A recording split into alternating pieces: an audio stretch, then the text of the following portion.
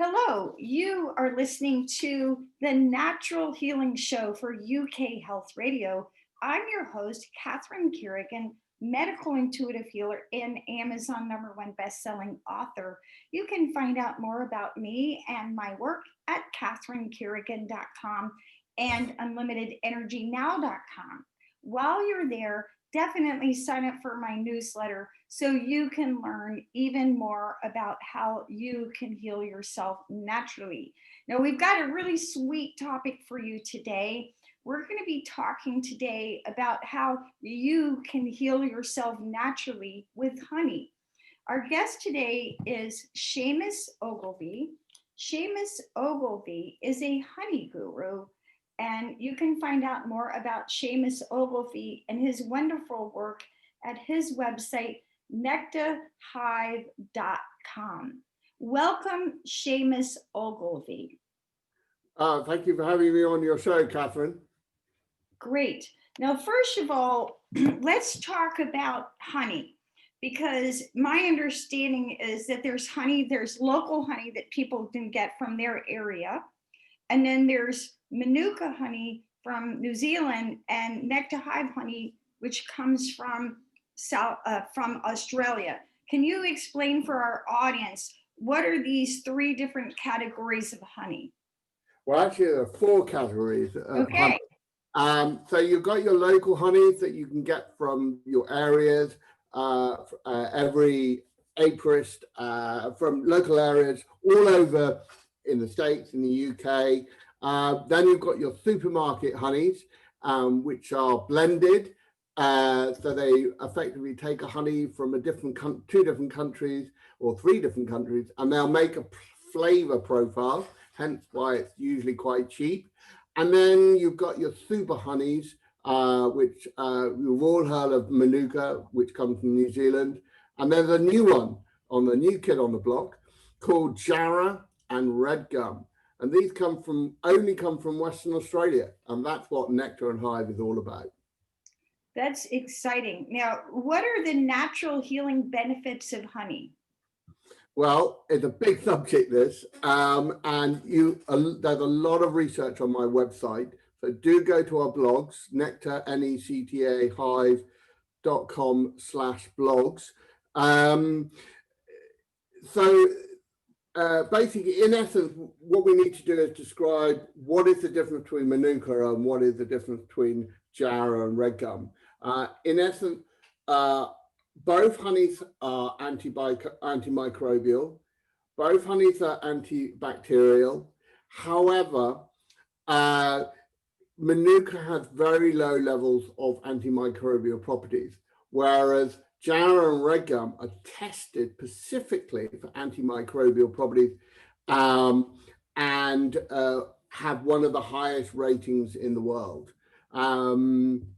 That's in essence what sort of the difference between Manuka and Jarrow and red gum, but they do have different attributes which give them different healing properties, and that's quite a big subject. Now, I just went to a large supermarket here in the US yesterday, and I got 3 jars of Manuka honey on sale. But I've never seen the Nectahive honey, the red gum, and the Jarrow that you mentioned for sale in the US. Where is your honey available? Is it available in the UK and Australia? Where is it available? Where is it not available? It's available in the UK. You can buy it on our website and we'll ship it to America. It's not available in America as such. We haven't launched in America.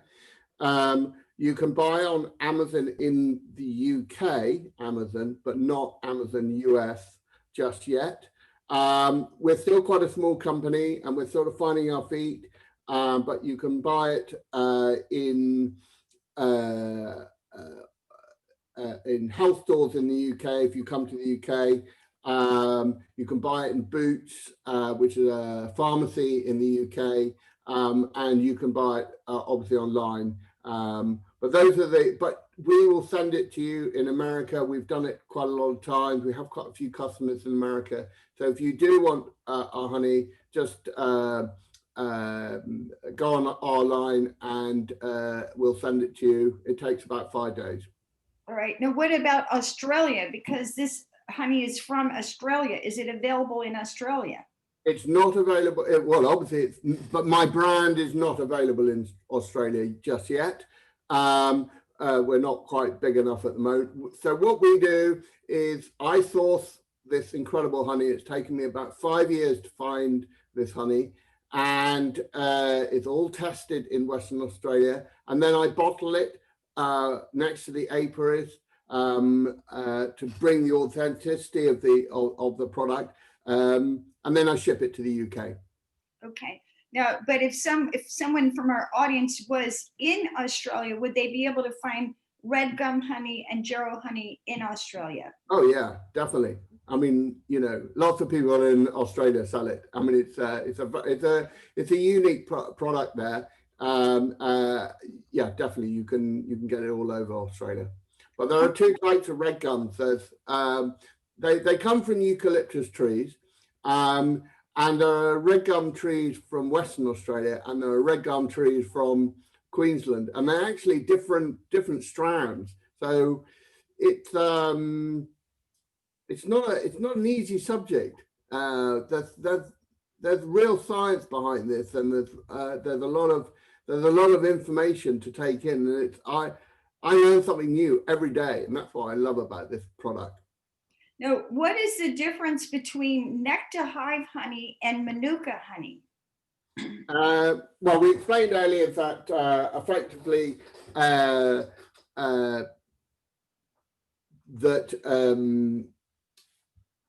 Manuka honey is antibacterial. This means it can kill and inhibit the growth of certain bacteria. However, Chiara and red gum honeys are tested for antimicrobial properties, and this means that they can kill and inhibit the growth of bacteria, but at the same time, they are also an antiviral and an antifungal honey. We call this 3-in-1 health solution. So we have two more attributes, because antimicrobial, if you look it up, it means fungal and virus, or antifungal and antivirus, whereas Manuka is predominantly tested for antibacterial properties, and there are clear differences. Now, what are the different? So we know that Manuka honey comes from New Zealand, and the Jarrow and red gum honeys come from Australia. What are the different plants that these honeys are derived from? You mean in New Zealand, a Manuka comes from a Manuka tree. There are 131 different varieties of Manuka trees in the world, of which one strand is a Manuka plant. So that's a bit of a tongue twister. There are Jarrow and red gum come from eucalyptus plants, but they come from different trees. So you got Jarrow from a Jarrow tree. These are amazing trees, actually. They're still trees in Western Australia that have been around for 500 years. And the girth is 2.4 meters, no, 145 centimeters wide. And they go up to 2.4 meters height. So they're really, really tall trees. And they only flower once every 2 years. So it's very, very unique. Obviously, the beekeepers know where to put their beehives every year, where they think the plants are going to pollinate. But it is a wild product. Whereas, I mean, in New Zealand, it's a wild product, but there's more Manuka trees, or more Manuka bushes, I should say, in New Zealand. There's also, you can also get Manuka in Australia, on the West Coast and the Gold Coast. But Jarrow and red gum only come from Western Australia. Can't get it anywhere else in the world. Now, how did you, Shamus Ogilvy, get interested in the healing properties of honey? I fell into it, in essence. I'm a chef by background, and while I was in Kosovo, I served in the army and I volunteered to go to Kosovo. And while one of my jobs was to negotiate with locals, and they always brought out honey as instead of sugar when they had a meal or something like that, or they cut themselves, they immediately go to honey. And it's a religion over there, certainly in the Balkans. And that really got me thinking, is honey, honey could be quite a hot potato. So when I came back to civilian life, I went around Europe looking at brands and looking at different products.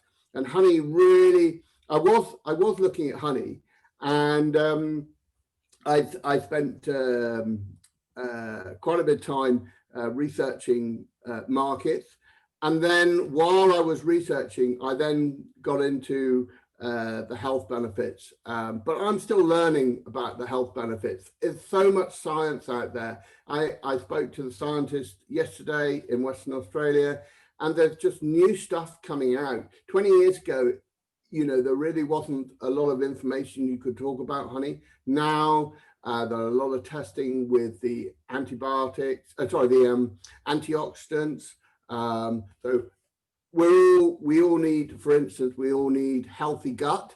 So that's the big trend at the moment. So there's a lot of research going into how can honey help your gut system. It's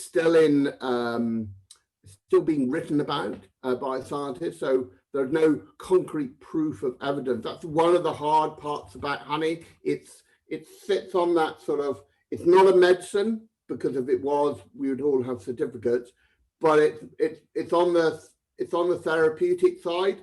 So it's very difficult to make claims, and you have to be quite careful, especially in the States and the UK, where they're a bit hot on that. You could talk about it as we're doing now, and put it on a website, but you can't suddenly put it on the label. That's the problem. Okay. So one of the things I talk about as a medical intuitive healer is good, better, and best. So all honey is good and has therapeutic properties. Manuka honey is better, and Nectahive honey is going to be the most therapeutic of all the honeys. Correct. I mean, they don't get me wrong. Manuka is equally as good, but I think Jarrow and Red Gum just picked that post with the extra antiviral and antifungal honeys on the market, and they will add a little extra. There's also, it's low GI, whereas Manuka is not low GI. I can tell viewers that we will soon have the certification to prove that we have low GI. We know it's low GI. We're just waiting for that to come onto the market. And so people who do suffer from diabetes will be able to measure how much carbohydrates they're putting into their body. So they'll be able to count it, which hasn't been done before in honey. So we will be a first in the world to be able to bring this to market. Now, for our audience, what Shamus Ogilvy, Honey Guru, is talking about, GI, he's referring to the glycemic index. So what is the glycemic index? So sugar is sort of the gold standard. And so if you take a teaspoon of sugar, your blood sugar is going to go way up. And there's actually rating systems that rate how different sugars and different carbohydrates affect your blood sugar. And the more fiber a carbohydrate has, the lower glycemic effect, right? And so for example, berries have a lower glycemic index than bananas do. And you can look up the glycemic index on the internet and understand it, but honey in general has a lower glycemic effect on blood sugar than sugar. So if you know that your blood sugar is sensitive and that you're having blood sugar issues, you're better off using honey than sugar in sweeteners. But certain honey diabetics can't eat. Certainly, if you're from the glycemic index point of view. But this will be a first that we will be able to put on our label what figure, and it will probably be between 45 and 55. That's excellent. Yes. Around there. And for our audience, table sugar would be 100 on the glycemic index. So yeah. 45 to 55 is basically about half the effect on your blood sugar that regular sugar has. Yeah. So that's one a good attribute that we'll have over Manuka. And really, you need to go on our website because it's a really big topic of what, and everybody's different. Everybody's body is different. What heals me or helps me in my daily life may be completely different to someone else. So there's no sort of one fits all. But certainly from if you're going to buy supermarket honey, that's really, it's been heat treated, and it's not really a honey, it's a syrup, because they heat treat up to over 60 C, which kills the enzymes. And what you want the goodness, you want the enzyme. That's the good stuff in honey. And if it's been applied, heat has been applied, then and certainly blending, that will kill the enzymes. So you're not really getting true honey. I don't want to knock off the supermarkets. There are a great lot of brands out there, but if you want good honey, unfortunately, it does cost a little bit more. Sorry, I spilled something. But yeah, so just look at the brands. Take your favorite brand. Look where the honey comes from. Also look at, you want to look which plant it comes from. So there are only 2 super honeys in the world: Manuka, Jarrow, and red gum. Jarrow and red gum from Nectar and Hive. There is nothing out there that's been proven. Okay, now let's talk about the rating systems for honey. So for example, here in the US, the Jarrow and red gum honeys, to my knowledge, are not available. So yesterday I bought 3 jars of Manuka honey, and there's rating systems on them. So the jar said UMF of 10, and then I believe MGO of another number. What are, Shamus Ogilvy, honey guru, what are the rating systems for Nectahive honey and for Manuka honey? And what do they mean for us as consumers? Now, it's a very, it's not a clean answer, this, because it's been quite complicated and has confused a lot of consumers in the past, and they still haven't got it right. However, Manuka honey, there are 2 types of classifications. One is called the unique Manuka factor. This is a trademark, and aporists buy into the trademark, so they have to pay for that unique Manuka factor, and it starts at 5 and goes up to 26 plus. So those are the rough numbers. And the higher the number, the more therapeutic. The higher the number, the more therapeutic, the more antibacterial properties there are in that plant, because it's all about the plant. Now, about 7 8 years ago, they found a substance called methylglycol in the product. That these are key chemical markers. So you've got leptosyrtrin, DHA, and methylglycol. These add up to the unique Manuka factor. However, there are a lot of people now wanting to not spend the money on the classification unique Manuka factor because it costs to have that. And so they put MGO on there, or MG on their label, and that will start as a number of 30 all the way up to 1,200 plus. So it's just a different classification number. There is a table on the unique Manuka factor website where you can go and you can see what the equivalent for, so 5 plus UMF will be equivalent to 83 MGO. If you have a 26 plus UMF, that will be equivalent to 1,200 plus MGO. So you can clearly see what you're buying. You are converting always back into the smaller number because that's the main authenticate.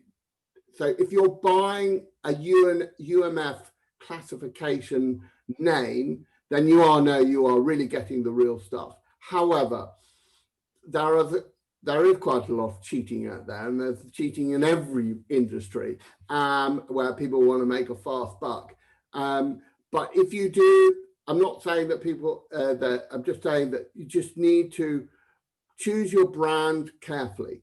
Now, big difference. Now, Jarrow honey and red gum are only tested on the total activity matrix, and it is called the Orgex method, and there is no other classification. So it won't confuse the market. Now, they're actually, I've just spoken to the scientists yesterday in Western Australia, and they're bringing out a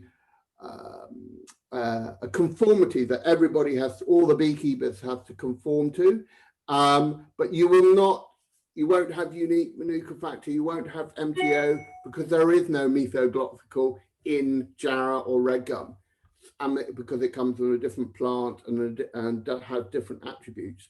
So it's very easy. It will be total activity, and it will start at about 10 plus and can go up to about 50 plus. However, there's more 30 plus around, and that makes it a lot easier. Great. Now, Shamus Ogilvy, one of the things that we know is that mothers should not give nursing babies honey. So below what age should babies not eat honey? When is it safe to start giving a baby honey? Okay, I have yet to find out which science told that you basically can't feed babies under 12 months. So you can start giving your children. I gave my children honey from the day 12 months and 1 day. As soon as I knew it was legal, then I gave them honey. But basically, babies are not meant to have honey due to botulism, potentially botulism.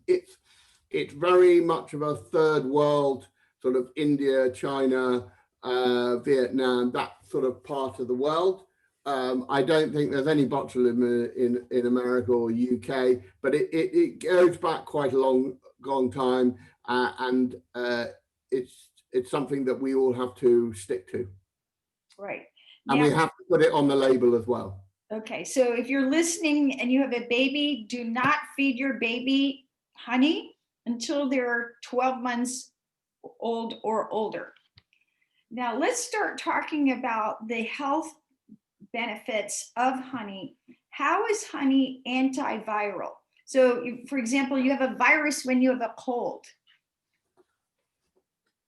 How is it viral? Through the TAF method of the antimicrobial properties. So basically, give you an example. Get my piece of paper. So again, for our audience, if you have the coronavirus, you obviously have a virus. If you have a virus, your doctor says you have a virus, you've got a virus. And if you have a cold, you definitely have a virus. So honey can be beneficial. And one of the things, natural healing remedies are very important to turn to when you do have a cold, because antibiotics will not help a cold. So Shamus Ogilvy, how is honey antiviral? So basically, the antimicrobial is made up from an enzyme called called glucose oxidase, and the glucose oxidase is formed by the bees, totally natural, from oxygen and water, and this creates something called hydrogen peroxide. Might sound really scary, but actually the bees make it, and it's really gentle on the gut and very good for the skin.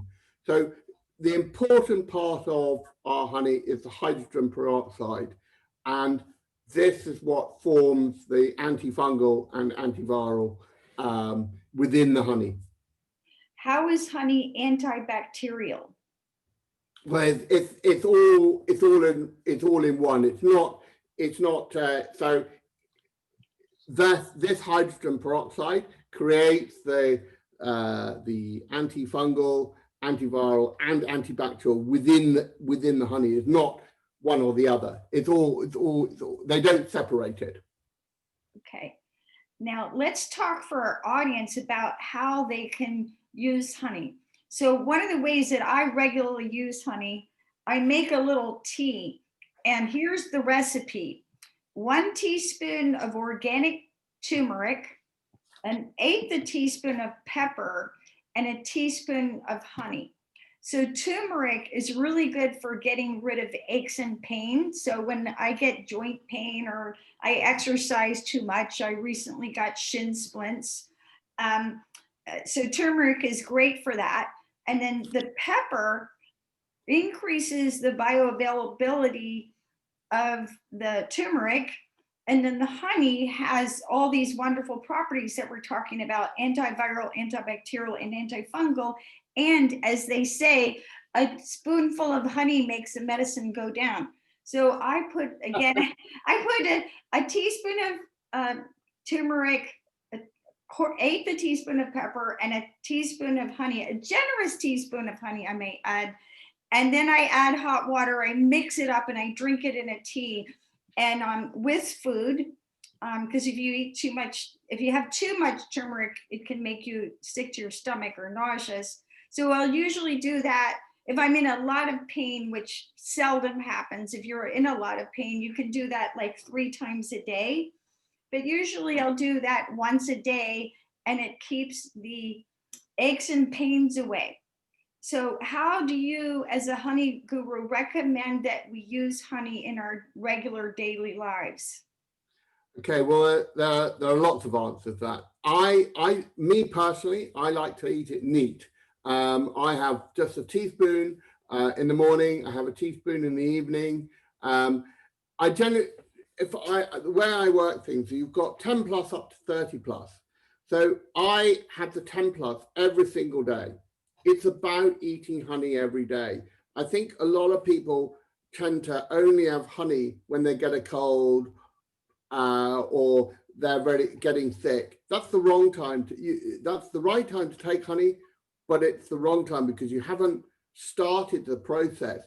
Because it's a natural product, it should be part of your daily life. You should get rid of the sugar. You should only have, refined sugar. You want to replace that, get that out of the cupboard, and put your Jarrow honeys and your red gums in your honey, and only use these and use them on a daily basis. So when you get a tingle in the back of the throat, you're feeling a bit down, that's when you take the 15 plus and the 22 plus. So you built up your your resistance, but your body needs that bit more oomph from the higher antimicrobial properties. That's when you take that, and then when you're pretty sick, and if you're going to add it, if you're going to have it in a hot drink, put the water in first and the lemon. Natural lemon, just fresh lemon. You want to use fresh lemon as much as possible, rather than straight out of a bottle, because I want the fresh vitamins that's straight from that. Then let the water cool down till it's till it's warm enough so you can drink. Then add the honey. Really important to add your honey because you want to keep the enzymes in. If you pour the hot water on top of honey, you will kill the enzymes. So you want to do it the other way around. It's really just before you're about to drink it, that's when you eat, then you put your honey in. Don't you put comb honey into water, otherwise the wax will filter to the top and it won't look very nice. Comb honey are 30 plus. Now, the great thing about comb honey, it's got everything in there. You've got, because it's untouched by humans and the bees have made it in the frame, and it took me 5 years to find this guy in the middle of the bush in Western Australia, and he produces this 30 plus red gum comb honey, the only comb honey in the entire world. You can't get comb honey in Manuka, you can only get it from red gum. And it's got all the propolis in it, it's got the royal jelly, it's got all the pollen, it's as nature intended. And you want to be adding these to smoothies, obviously eat it neat, you can have it on toast, you can have it on crumpets, you can do all sorts of things, but don't add it to hot water because otherwise the wax will float to the top. The wax is edible, that's all got lots of nutrients in it as well, but that's the highest. And that's good for burns as well. I tend to use that one. So the other day I burnt my hand. It was really painful. I put the 30 plus on top. Within 2 hours, the sting had gone. I left it open. I let the air get to it. I don't put bandages on it because obviously the oxygen gets into the skin, and then after about 2 weeks, all the redness had gone. So I knew it had worked. Just took a bit longer than normal. And I didn't have a blister. So I did have a blister at the beginning, but I didn't need to go to hospital or anything like that. Just, put this stuff on. I've got real faith in honey and what it does. So, yeah. So this is all wonderful information. So again, if somebody's got a flu or a cold, if you know you're sick, what you want to do is you want to use honey that's higher on these rating systems that Shamus Ogilvy. And when you're well and you've had your 30 plus, then you go back to the 10 plus. You don't stop. You don't stop using honey in your daily life. You carry on eating it all the time because it's permanently building up those antibodies in your resistance in your body. So the next time you get, and hopefully then you won't get I only get, unfortunately, my kids give me colds the whole time because they're always coming back from school. But just recently, I've been quite lucky. I just don't get colds. I mean, I get the odd, flu, but I don't get it really badly, and it clears up usually quite quickly. But we, in our household, we eat honey every day. Okay. And then you mentioned that honey can be used therapeutically to heal burns. So did you, when you had the burn, Shamus Ogilvy, did you wash the burn first or did you put the honey directly on the burn? No, I didn't wash the burn first because then you've got to dry it. You immediately apply the comb honey to the burn. It will melt, obviously, and then you apply a bit more. And then, unfortunately, you just got to leave it and leave it in the air because the air will keep the honey on the actual burn and start doing its magic.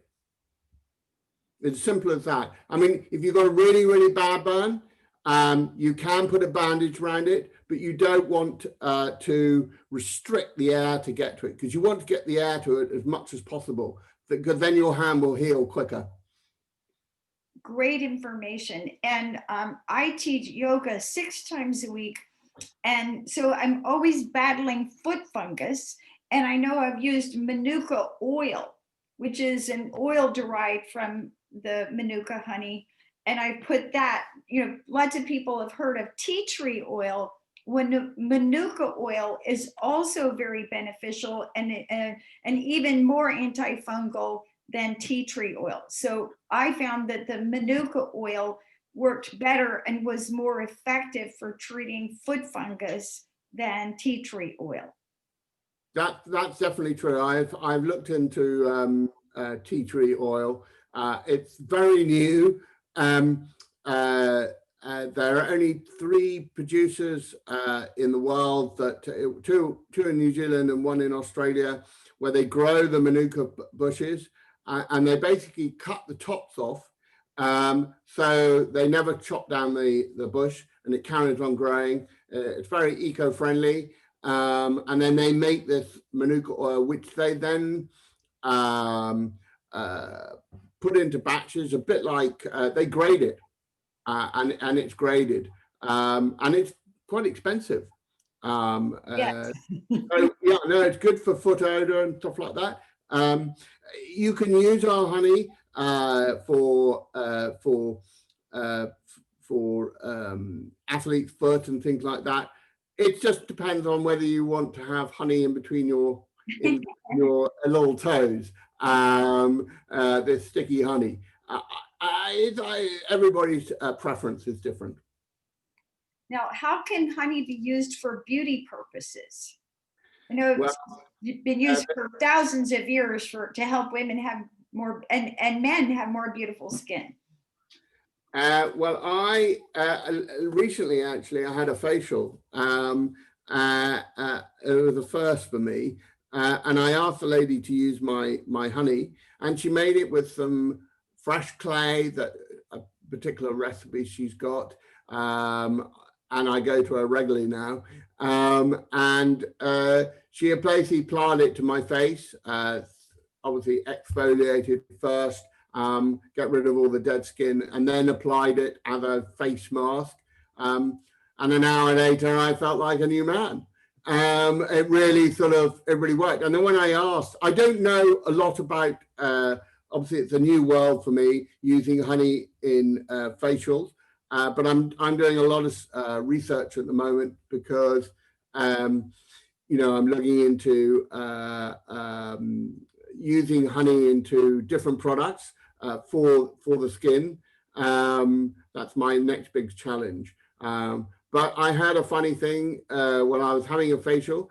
I asked her, what percentage of men to women have facials? And she said, 60% of my patients are men over 50. So if your husband's going down to have a haircut, he's not, he's having a facial. Well, we all enjoy a good facial. Now, Shamus Ogilvy, honey guru, what is propolis, and what are the natural healing benefits of propolis? Propolis is it's a type of glue that the bee makes to seal the actual comb, and you can. It's quite expensive. It's not something that I've looked into to put under Nectahive, mainly because it's quite a small market. But essentially it's a so if you have a cut, you can layer propolis on your hand, and it will stop moisture and water getting in, because that's effectively what it does with the in the beehive. They cap it up with the propolis, and that stops any moisture getting in, and the honey is contained within that cell. That's effectively what propolis does. It's a bit like, it's basically a bee glue. And what is royal jelly, and what are the natural healing benefits of royal jelly? Well, royal jelly, the queen bee makes, and only the queen bee makes. It's very difficult to extract from the beekeeper, and that's why it's very expensive. It's a sort of creamy consistency. It's considered almost like the creme de la creme of the honey which the queen bee makes. Again, it's quite a small market, but it's got all the properties within that type of honey.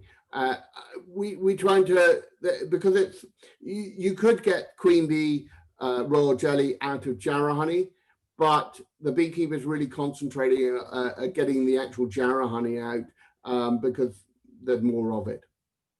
How can honey be used post-exercise rather than artificially flavored sports drinks? Well, again, I do quite a lot of running, sort of doing a bit of a marathon at the moment, 25 miles a week. I use honey in a smoothie after I exercise. I do take a teaspoon just before I run, but I need to replenish some of the lost sugars and salts in my body, and I want my bones and the aches and pains to heal quicker. So I have Jarrow honey or red gum straight after running. So I've had a shower, I got down, I get my smoothies out or my hot drink, and I get some of that honey back into the body. That's really, really important for doing exercise because you're putting effectively fructose back into the body, and you are getting a spike, but it's a much slower spike and can take up to 4 hours to go through your blood system. So it's a gentle, and that's what's good about Jarrow honey being low GI. It's a slowness of going through rather than an immediate spike. Now, what is the difference? You mentioned that Nectahive sells Jarrow honey and red gum honey. What are the differences between those two honeys? Jarrow honey has it's a dark flavor. It tastes a bit like toffee. Well, it tastes like toffee. It obviously comes from a Jarrow tree. It still comes from the eucalyptus plant, and it flowers once every 2 years. The red gum comes from a different strand of the eucalyptus flower. They all have different names on the flower name under Latin words, but it comes from a different tree, the red gum tree or Mary honey. You can also, the posh word is Mary, but the locals call it red gum. Even the Aborigines call it red gum. Don't ask me why. This has got a slightly sweet taste. It's a bit more sticky. Certainly, I think the comb honey is probably the best comb honey I've ever found in the world. It's got real attitude. It's really sticky. So you can use the comb honey like a lozenge, and you can suck on it. And it will last quite a long time in your mouth, a bit like I don't know.